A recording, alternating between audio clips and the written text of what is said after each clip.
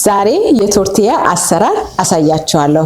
በጣም ሄልዚ በፋይበር የበለጸገ የስፒንች የቺያ ሲድ እና የቡላ ቶርቲያ እንሰራለን።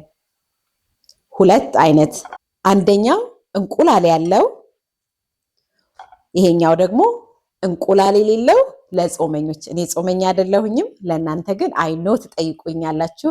ለጾም ጊዜ ለምን አልሰራሽም ስለምትሉኝ ሁለቱንም አሰራር ይዤላችሁ መጥቻለሁኝ። ቂጣውንም እንዴት እንደምትጠቀሙ ወይም ደግሞ እኔ እንዴት እንደምጠቀም አሳያችኋለሁ። መጀመሪያ ግን እንኳን ወደ ቻናሌ በድጋሚ መጣችሁ። በዚህ ቻናል ለሄልዚ ላይፍ ስታይል ወይም ለጤነኛ ኑሮ አኗኗር የሚጠቅመንን የምግብ አሰራሮች፣ ሬሲፒዎችና ስለ ስኪን ኬር ማለትም በቤት ውስጥ እንዴት ቆዳችንን ቴክ ኬር ማድረግ ወይም መንከባከብ እንደምንችል እንዲሁም የቤት ውስጥ እንቅስቃሴዎች ወርክአውቶች በቀላሉ ለጀማሪዎችም ሆነ ለአድቫንስ እንዴት መስራት እንደምንችልና እንዲሁም የጂም ወርክአውቶችንም ጭምር ልምድ የምንለዋወጥበትና የምንማማርበት ቻናል ነው። አዲስ ከሆናችሁ ቻናሌን ሰብስክራይብ በማድረግ ቤተሰቡ ነው። በድጋሚ እንኳን ደህና መጣችሁ። ያው እንደምታዩት ለቂጣው የሚያስፈልጉኝ ነገሮች አዘጋጅቻለሁ። ስፒንች፣ ቺያ ሲድ እና ቡላ። ለእንቁላል ላለበት ደግሞ ወይም ደግሞ የጾም ያልሆነው እንቁላል፣ ቺያ ሲድ፣ ቡላ እና ስፒንች ነው የሚያስፈልገው። ቺያ ሲዱን ፈጭቸዋለሁኝ በዱቄት መልክ ሲሆን ብሌንድ ስናደርግ በደንብ ከስፒንቹ ጋርና ከቡላው ጋር ይዋሃዳል። አሁን መጀመሪያ ለጾም ይሄንን ቂጣ ልሰራ ስል አይኖ እንቁላል ስለሚኖረው አብዛኛው ጊዜ የጾም ለምን አትሰሪም ስለምባል የጾም ያለ እንቁላሉ ሰርቸዋለሁኝ። መልኩ ትንሽ ይለያል፣ ግን ከመጥበሻ ላይ በደንብ ይወጣል። ምክንያቱም ቺያ ሲዱ በደንብ እንዲያያዝ ቡላውና ቺያ ሲዱ እንዲያያዝ አንድ ላይ ያደርጋል። እርሾ ምንም አያስፈልግም ለሁለቱም። ቺያ ሲዱ እንደ ጀል ነገር ስላለው በደንብ ቂጣ ሆኖ እንዲወጣን ይረዳል ማለት ነው። ቡላ ከሌላችሁ በኦትስ መሞከር ትችላላችሁ። አልሞከርኩትም፣ እርግጠኛ ነኝ በደንብ ይሰራል ብዬ አስባለሁ። አሁን እንጀምራለን። ስፒንቹን አጥቤ ያለሁኝ እንዳልኳችሁ ቀረብ አድርጌ እንዴት እንደምሰራ አሳያችኋለሁ። መጀመሪያ ስፒንች እናደርጋለን። የጾሙን ነው የምንሰራው። እኔ ኬልም ስላለኝ ኬል አድርጌያለሁ። ኬል ማድረግ አይጠበቅባችሁም፣ ካላችሁ ብታደርጉ ሞር በነፊት አለው። በትንሹ ስለምንሰራ ወደ አንድ ኩባያ ወይም ደግሞ አንድ ከግማሽ ኩባያ ስፒንች አደርጋለሁኝ። ከዛ ጨው ለጣዕም ሳይበዛ፣ ቁንዶ በርበሬ፣ የተፈጨ ነጭ ሽንኩርት፣ ቡላ ለሁለት ቂጣ 4 የሾርባ ማንኪያ በቂው ነው። ይሄኛው የጾም ስለሆነ እንቁላል አናደርግም። ውሃ መጀመሪያ ግማሽ ኩባያ ውሃ አድርገን እንፈጨዋለን። ከዛ እያየን ሲወፍር እንጨምራለን ማለት ነው። መፍጫው ወደዛ ስለሆነ አላሳያችሁም። ውሃውን ይዤ እሄዳለሁ፣ ፈጭቼ እመለሳለሁ። ቺያ ሲድ ረስቼ አልወፍር ሲለኝ ምንድነው የማይወፍረው ብዬ ሳይ ለካ ቺያ ሲድ አልጨመርኩም። ቺያ ሲድ 4 የሾርባ ማንኪያ። ቺያ ሲዱ በደንብ የማወፈር ባህሪ ያለው። ፈጭቼው ልመለስ። ቺያ ሲዱን ስትጨምሩ ትንሽ ከግሪንነቱ ጠቆር የማለት ነገር አለው። ይሄን ይመስላል። እንደዚህ አይነት ቴክስቸር ሲኖረው ጥሩ ነው፣ ሳይወፍር ሳይቀጥን። እዚህ ላይም መፍጨት ትችላላችሁ፣ ምክንያቱም ሁሉም ኢንግሪዲየንት አንድ አይነት ነው እና እንቁላል ነው የምጨምርበት። አሁን ለጾም የማይሆነው ወይም ደግሞ እንቁላል ያለውን አሁን አብረን እንሰራለን። እንደዛው እንዳደረግነው ስፒንች እናደርጋለን። ኬል ስላለኝ ኬል አደርጋለሁ፣ ግን እናንተ ስፒንች ብቻ ማድረግ ትችላላችሁ። ኬልን ብታደርጉ ጥቅሙን በደንብ ሞር ጤና ያደርገዋል። ይሄንን በዛ አድርጌ ስለምሰራ በዛ አድርጌ ነው ስፒንች የጨመርኩት። ከዛ ጨው ለጣዕም፣ ቁንዶ በርበሬ፣ ቡላ 5 የሾርባ ማንኪያ አደርጋለሁ። በዛ አድርጌ 1 3 4 ቂጣ ለመስራት ስለምፈልግ። ከዛ ቺያ ሲድ እንደዛ፣ ፍሬሽ ጋርሊክ፣ 3 እንቁላል አድርጋለሁኝ።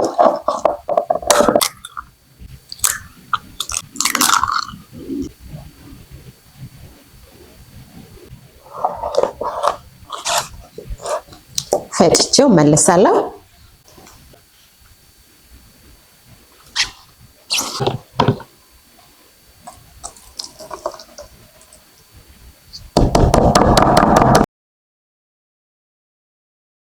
እንቁላል የሌለው ይሄ ደግሞ እንቁላል ያለው የቺያ ሲድ ቡላ እና ስፒንች ቂጣ የምንሰራው ማለት ነው። ይሄ ሁሉም ቅልቅሉ አንድ ነው። ሁሉንም ሊስታቸውን እዚህ ላይ እንቁላል የሌለውን በዚህ፣ እንቁላል ያለውን በዚህ ያስቀምጥላችኋለሁ።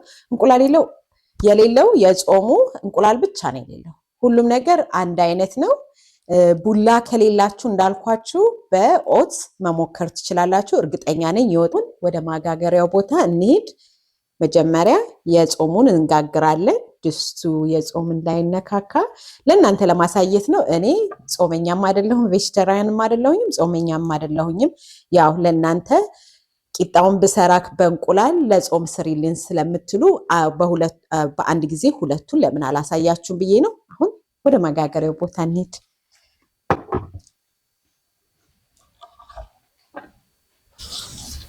የመጥበሻ ሳህኑ ላይ ትንሽ ዘይት በማድረግ ፔፐር ታወል ወይም ደግሞ ንጹህ ጨርቅ በመጠቀም ድስቱን መጥበሻ ሳህኑን ማሰስ። ከዛ በኋላ ውህዱን በማድረግ በማንኪያ ክብ እየሰራችሁ በደንብ እንዲዳረስ በማድረግ እንዳይወፍርባችሁ በጣም ቀጠን እንዲል በጣም ሳሳ ማድረግ አለባችሁ። እዚህ ጋር እንዴት በቀላሉ መገልበጥ እንደምትችሉ ለማሳየት ነው። በእጃችሁ መገልበጥ ትችላላችሁ። አሁን እንቁላል ያለው በእንቁላል የሌለውን የጾሙን ጨርሰናል። በእንቁላል የሰራሁትን ደግሞ አሁን እንጀምራለን። ሁልጊዜ ከመጋገራችሁ በፊት የመጥበሻ ሳህኑን ማሰስ እንዳትረሱ። ሌላ ኤክስትራ ዘይት አያስፈልጋችሁ። ወረቀቱ የመጀመሪያ ያደረጋችሁት መጠረግ አድርጋችሁ መቀጠል። ይሄ እያገላበጣችሁ በደንብ መብሰሉን በማረጋገጥ ታወጡታላችሁ። በምትፈልጉት ቃም እንዲል ከፈለጋችሁ በደንብ ማቆየት ትችላላችሁ። እዚህ ጋር ልዩነቱን እያሳያችሁ ነው። እንቁላል ያለውና እንቁላል የሌለው ትንሽ ጠቆር ይላል። እንቁላል ያለው ነጣ ይላል። በቀላሉ ከድስት ላይ እንዴት ማውጣት እንደምትችሉ ለማሳየት ነው። ማሰስ እንዳትረሱ። ከመጋገራችሁ በፊት መጥበሻውን በደንብ ማሰስ አለባችሁ።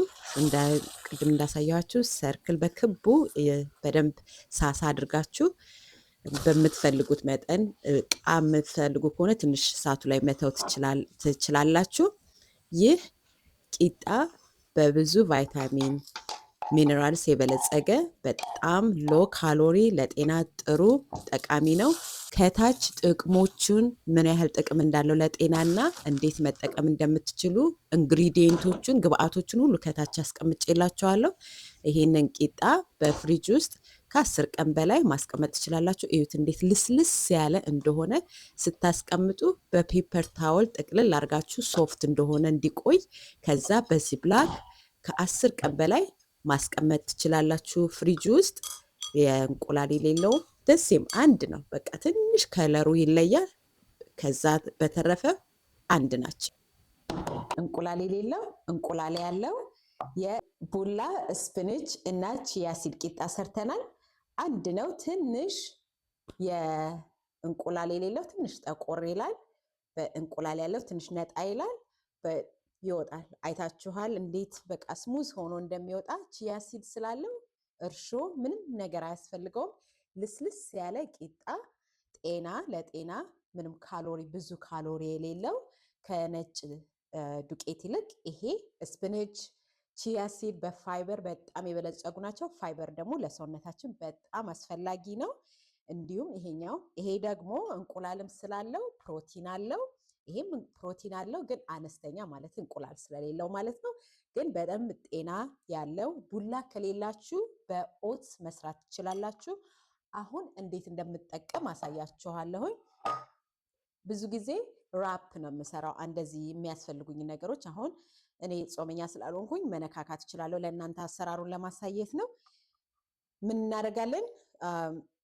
ጾመኛ ከሆናችሁ በቶፉ ወይም ደግሞ ቢንስ አድርጋችሁ ውስጡ ሽምብራ የተቀቀለ ህምስ አድርጋችሁ ቬጅተብልስ አድርጋችሁ መጠቀም ትችላላችሁ። እኔ ህምስ የለኝም ለአሁኑ፣ ግን ቶፉ አለኝ። በሱ ለጾም እንዴት እንደምትሰሩ አሳያችኋለሁ። ይሄንን ደግሞ እንቁላል በማድረግ ቤል ፔፐር ቬጅተብልስ አድርጋችሁ ራፕ ማድረግ ትችላላችሁ። ወይም ደግሞ ፊሽ ስጋ ኦር ቺክን እንደዛ ማድረግ ትችላላችሁ። የተወሰነ ቺክን አለኝ፣ እንቁላል የተቀቀለ አለኝ፣ አቮካዶ። እንደሱ እንዴት አድርጌ እንደምጠቀም አሳያችኋለሁ። ለጾመኞች ደግሞ ቶፉ አለኝ። ቶፉም ከሌላችሁ ህምስ ማድረግ ትችላላችሁ። ከዛ ቬጅተብል አድርጋችሁ ህሙስ በፕሮቲን ላይክ ፕላንት ቤዝ ፕሮቲን ስለሆነ ጥሩ ነው፣ ለእናንተ ይጠቅማችኋል። አሁን ቀረብ አድርጌ ላሳያችሁ። መጀመሪያ የጾሙን ቂጣ እንዴት መጠቀም እንደምትችሉ አሳያችኋለሁ። ከጾም ቂጣ እንጀምራለን። የጾም ራፕ እንሰራለን። እኔ እንደ ሶስ የተጠቀምኩት የጠሂን ሶስ ነው። ጠሂኑን ከስር እናደርግና በደንብ ካዳረስ ነው በኋላ ያለንን ነገር እንትን ካላችሁ ህምስ ካላችሁ ከእንደገና ደግሞ ቢንስ ምናምን ካላችሁ መጠቀም ትችላላችሁ እንደ ፕሮቲን። እኔ ግን እዚህ ላይ የተጠቀምኩት ቶፉ ነው። ቶፉ ከዛ ቀይ ቃሪያ እርጥብ ድንብላል፣ ከዛ አቮካዶ ደግሞ ለሄልዚ ፋት አደረኩኝ። አቮካዶ እንደዚህ ጥርት ያለ ሲሆን እንዴት ደስ እንደሚል ሲከፈት፣ አንዳንድ ጊዜ ጥሩ ላይሆን ይችላል። ከዛ አቮካዶ በትንሹ ታደርጋላችሁ። ይሄንን ሶስ አሰራር ባለፈው ሰርቻለሁ፣ ሄዳችሁ ተመልከቱ። ለኤክስትራ ፍሌቨር እሱን አደረኩኝ። ከዛ በደንብ ከጠቀለላችሁ በኋላ ሁለት ቦታ ቆርጣችሁ መመገብ ትችላላችሁ ሳህን ላይ በማድረግ ሳይድ ሳላድ ከጎኑ ደግሞ ሰላጣ በማድረግ ለማባያ መጠቀም ትችላላችሁ። ወይም ደግሞ እንዲሁም መጠቀም ትችላላችሁ። ፕሮቲን አለው፣ ካርብ አለው፣ ፋይበር አለው። ሌላ ኤክስትራም ነገር አያስፈልጋችሁ። አሁን ደግሞ የጾም ያልሆነው እንጠቀማለን። በተመሳሳይ የጠሂን ሶስ እናደርጋለን ከስር። እዚህ ላይ ዶሮ ነው ያደረኩት። ዶሮ በደንብ ተጠብሶ የተሰራ ዶሮ ነበረኝ። ዶሮውን የተጠቀምኩት። እናንተ ግን ቦይልድ እንቁላል፣ አሳ፣ ስጋ መጠቀም ይቻላል። ትንሽ ቃሪያ ያደረኩኝ። ከዛ አቮካዶ ለሄልዚ ፋት አደረኩኝ። ከዛ በመጠቅለል ሁለት ቦታ ቆርጣችሁ ሽንኩርት አደረኩኝ። እንደምታዩት ሁለት ቦታ ቆርጣችሁ መጠቀም። ከሳይድ ሳላድ ማድረግ ይቻላል፣ ግን ውስጡ ፋይበር፣ ፕሮቲን፣ ካርብ ስላለው እንደዚሁ መጠቀም ትችላላችሁ። የግዴታ ከጎን ማድረግ አይጠበቅባችሁም። እኔ ኤክስትራ ሰላጣ ስለነበረኝ እሱን አደረኩኝ። እንዴት ደስ እንደሚል እንዴት እንደሚጣፍጥ ልነግራችሁ አልችልም። ከዛ ሁለት ፕሌት መስራት ችያለሁ። ለእናንተ ለማሳየት ነው። አሁንም የጠሂን አሰራር በአብዛኛዎቻችሁ በጣም ተጠይቄያለሁኝ። በሚቀጥለው ሙሉ ቪዲዮ የጠሂን አሰራር ይሄንን ጠሂን እንዴት እንደሰራሁኝ አሳያችኋለሁ በሚቀጥለው ቪዲዮ። ይህ ቪዲዮ ጠቅሞኛል ካላችሁ ላይክ፣ ሼር፣ ኮሜንት ማድረግን እንዳትረሱ። በሚቀጥለው ቪዲዮ ማየት የምትፈልጉትን በኮሜንት ሴክሽን ላይ አስቀምጡልኝ። ትልቅ ኮሚኒቲ እየገነባን እየተማማርንና ልምድ እየተለዋወጥን ነውና ጥያቄ ከመጠየቅ ወደኋላ አትበሉ። ጥያቄዎቻችሁን እንዲሁም በኮሜንት ሴክሽን ላይ አስቀምጡልኝ። በተቻለ መጠን ጥያቄዎቻችሁን ለመመለስ እሞክራለሁ። ትንሽ ብዘገይም ትዕግስተኛ ሁኑ። ከመመለስ ወደኋላ አልልም። ቪዲዮዎቼን ስለምታዩ እጅግ በጣም አድርጌ አመሰግናለሁኝ። በሚቀጥለው ቪዲዮ እስከምንገናኝ ለአሁኑ ሰላም ሁኑልኝ።